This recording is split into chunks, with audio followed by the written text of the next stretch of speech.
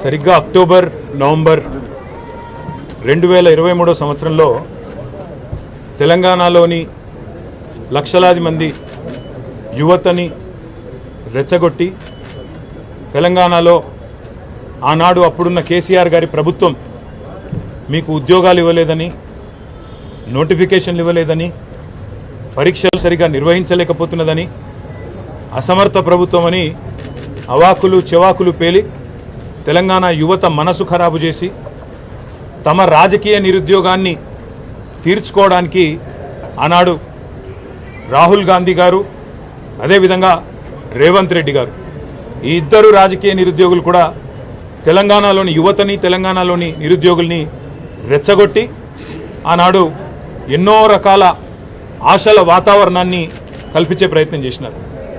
పుంకాను పుంకాలుగా పేజీలకు పేజీల నిండా మేము రాగానే 2 లక్షల ఉద్యోగాలు మొదటి సంవత్సరంలోనే మేము నింపుతాము, ప్రభుత్వ ఉద్యోగాలు 2 లక్షల కొలువులు ఇస్తామని చెప్పి పత్రికల్లో full page ads, job calendar అని చెప్పి తేదీలతో సహా ఏ పోస్టుకు ఏ రోజు మేము నోటిఫికేషన్ ఇస్తామని చెప్పి మొత్తం జాబ్ క్యాలెండర్నే నమ్మదగే విధంగా నమ్మబలుకుతూ పుంకాను పుంకాలుగా ఫుల్ పేజ్ యాడ్స్ ఇచ్చినారు.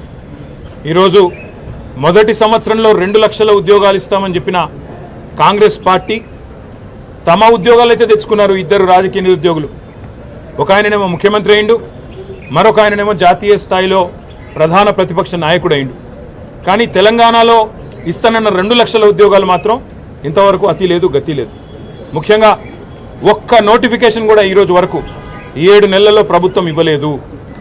ఒక ఉద్యోగం ఇవ్వాలంటే మొదలు నోటిఫికేషన్ ఇవ్వాలి, ఆ తర్వాత పరీక్ష పెట్టాలి, ఆ తర్వాత అవసరమైతే ఇంటర్వ్యూ, ఆ తర్వాత ఎంపిక. కానీ ఈరోజు వరకు ఈ కొత్త ప్రభుత్వం వచ్చిన తర్వాత, కాంగ్రెస్ ప్రభుత్వం వచ్చిన తర్వాత ఒక్కటంటే ఒక్క నోటిఫికేషన్ కానీ, ఒక్కటంటే ఒక జాబ్ కానీ ఇయ్యని మాట వాస్తవం. ఒక్క ఉద్యోగం కూడా ఈరోజు వరకు ఈ ప్రభుత్వం ఇవ్వలేదు. ఇవాళ అశోక్ నగర్లో, దిల్సుఖ్ నగర్లో, అదేవిధంగా ఉస్మానియా యూనివర్సిటీలో పిల్లలు అడుగుతున్నది ఏంది? మీరు చెప్పిన మాటనే కదా, 2 లక్షల ఉద్యోగాల సంగతి ఏంది అని అడుగుతున్నారు. ఒక్క నోటిఫికేషన్ ఎందుకు ఇవ్వలేదని అడుగుతున్నారు. జాబ్ క్యాలెండర్ ఏమైంది అని అడుగుతున్నారు. గ్రూప్ 2, గ్రూప్ 3లో పోస్టులు పెంచుతామన్నారు, దాని సంగతి ఏంది అని అడుగుతున్నారు. మెగా డిఎస్సి అన్నారు కదా మీరు మొదటి క్యాబినెట్లోనే, ఏమైంది మెగా డిఎస్సి? మీరే చెప్తారు కదా 21,000 ఉద్యోగాలు, 50,000 ఉద్యోగాలని, ఏవి మరి డిఎస్సిలోని ఆ ఉద్యోగాలని చెప్పి పిల్లలు అడుగుతుంటే వారి మీద ఈరోజు మీరు మాట్లాడుతున్న విధానం, ఒక ముఖ్యమంత్రి స్థాయిలో ఉండి ఇంత దౌర్భాగ్యంగా, ఇంత దివాలాకోరుతనంతో మాట్లాడిన మొట్టమొదటి ముఖ్యమంత్రి రేవంత్ రెడ్డి. ఎంత నిర్లక్ష్యంగా, నిర్లజ్జగా, అసలు మోతీలాల్ అంటే ఆయనే ఉద్యోగాలే రాస్తలేడు, ఆయన కూడా నిరాహార దీక్ష చేస్తున్నాడని చెప్పి ఇవాళ మోతీలాల్ అనే తమ్ముడిని అవమానించే విధంగా, గ్రూప్స్కు ప్రిపేర్ అవుతున్న తమ్ముడిని అవమానించే విధంగా మాట్లాడడం. ఎవరినైతే ఏ కోచింగ్ సెంటర్లను ఆలంబనగా చేసుకొని అశోక్ నగర్కి నువ్వు మీ రాహుల్ గాంధీ పోయి 2 ఉద్యోగాలు సంపాదించుకున్నారో, ఇవాళ అక్కడ కోచింగ్ సెంటర్లు నడుపుతున్న యువతని, అశోక్ కావచ్చు, రియాజ్ కావచ్చు, మరొకరు కావచ్చు, ఆ కోచింగ్ సెంటర్ల నిర్వాహకులందరినీ అవమానించే విధంగా 150 కోట్లు, 100 కోట్లు సంపాదించడానికి పరీక్షల పోస్ట్ పోన్మెంట్ అడుగుతున్నారు. వాళ్ళ కోసం, వాళ్ళ స్వలాభం కోసం పాకులాడుతున్నారని చెప్పి వాళ్ళను అవమానించే విధంగా మాట్లాడడం. అందుకే ఇవాళ తెలంగాణ యువత బగ్గుమంటున్నది. ఎన్నో ఆశలతో కాంగ్రెస్ ప్రభుత్వం 2 లక్షల ఉద్యోగాలు మొదటి సంవత్సరంలో ఇస్తుందని చెప్పి ఏ యువతనైతే మమ్మల్ని దించి మిమ్మల్ని గద్దెనెక్కిచ్చిందో ఈరోజు అదే యువత నిన్ను ప్రశ్నిస్తున్నది. రేవంత్ రెడ్డికి అందుకే చెప్తా ఉన్నాం, 7 నెలలు అయిపోయింది, 8వ నెలలో నీ ప్రభుత్వం అడుగుపెట్టింది. ఈ 8 నెలల్లో ఒక్క నోటిఫికేషన్ ఇవ్వలేదు. మరి మిగతా 4 నెలల్లో ఎట్లా ఇస్తావు 2 లక్షల ఉద్యోగాలకు నోటిఫికేషన్లు? ఎట్లా ఇస్తావు 2 లక్షల ఉద్యోగాలు? జవాబు చెప్పాలని చెప్పి నేను రేవంత్ రెడ్డి గారిని డిమాండ్ చేస్తా ఉన్నా. మిమ్మల్ని వదిలిపెట్టాం, శాసనసభలో నిలదీస్తాం, క్షేత్రంలో నిలదీస్తాం.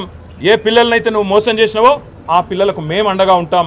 తప్పకుండా ఆ పిల్లలతో ఐక్యంగా కొట్లాడతాం. ఇది ఏదో 2 రాజకీయ ఉద్యోగాలకు సంబంధించిన పంచాయతీ కాదు, లక్షలాది మంది తెలంగాణ యువతకు వారి భవిష్యత్తుకు సంబంధించిన అంశం. కాబట్టి ముఖ్యమంత్రి గారు ఇకనైనా భేషజాలకు పోకుండా, అనవసరపు ప్రెస్టేజ్కు, ఫాల్స్ ప్రెస్టేజ్కి పోకుండా, ఈగోకి పోకుండా అహంకారం తగ్గించుకొని ఇవాళ కండకావరంతో మాట్లాడే విధానాన్ని తగ్గించుకొని ఆ పిల్లలకు క్షమాపణ చెప్పి 2 లక్షల ఉద్యోగాలు ఇస్తానన్న మాట నిలబెట్టుకునే దిశగా వెంటనే నోటిఫికేషన్లు ఇవ్వాలని, వెంటనే ఆ ప్రక్రియ ప్రారంభించాలని వారు డిమాండ్ చేస్తున్న విధంగా గ్రూప్ 2 గ్రూప్ 3లో పోస్టుల సంఖ్య పెంచాలని, అదేవిధంగా డిఎస్సి విషయంలో కూడా మీరే ఏదైతే మాట చెప్పారో ఆ మాటను నిలుపుకోవాలని ఆనాడు మీరే చెప్పారు. ప్రతిపక్ష నాయకుడిగా 21,000 ఉద్యోగాలు ఉన్నాయని చెప్పినారు. అవి కూడా వెంటనే నోటిఫై చేయాలని, అదేవిధంగా గ్రూప్ 1లో కూడా 1:100 నిష్పత్తిలో పిలవాలని మేము పెట్టిన డిమాండ్ కాదు. మీ పార్టీ తరఫున ఆనాడు బట్టి విక్రమార్క గారు నిండు శాసనసభలో పార్టీ ప్రతినిధిగా చేసిన, ఫ్లోర్ లీడర్గా చేసిన డిమాండ్, దాన్ని కూడా నిలుపుకోవాలని చెప్పి తెలంగాణ యువత తరఫున, తెలంగాణ పిల్లల తరఫున ఈ ప్రభుత్వాన్ని, ముఖ్యంగా రేవంత్ రెడ్డి గారిని, తెలంగాణ యువతకు నిన్న మాట్లాడిన దిక్కుమాలిన మాటలకు క్షమాపణ కూడా చెప్పాలని చెప్పి కూడా డిమాండ్ చేస్తూ, సంవత్సరంలో 2 లక్షల ఉద్యోగాలు ఇచ్చే విషయంలో రాబోయే శాసనసభ సమావేశాల్లో కూడా తప్పకుండా చర్చకు పట్టుబడతాం. ప్రభుత్వాన్ని శ్వేతపత్రం ప్రచురించమని డిమాండ్ చేస్తాం. అదేవిధంగా ఒకవేళ వారు కనుక ఒప్పుకోకపోతే తప్పకుండా వాయిదా తీర్మానం ఇచ్చైనా సరే సభను స్తంభింపజేయడానికి కూడా వెనుకాడమని చెప్పి కూడా హెచ్చరిస్తా ఉన్నాం.